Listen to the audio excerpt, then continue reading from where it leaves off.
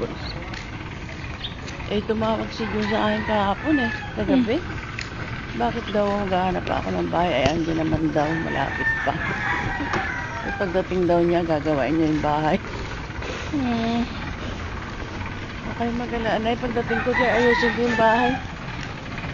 Nalayo pa kayo. Magkakagastos pa kayo. Alam mo. Pero gabi mo pumutok ha. Ano yun?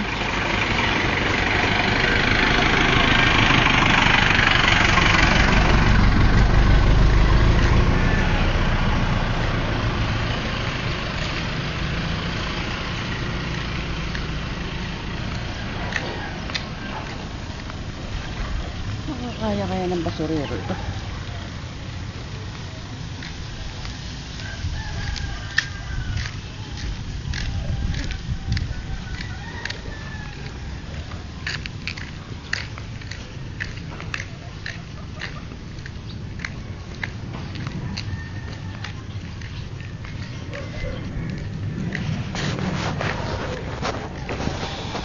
Ayun, kadaan.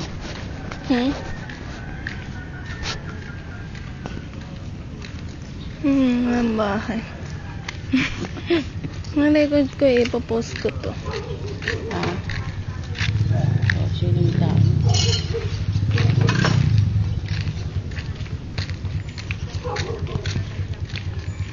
Ito yung basura namin.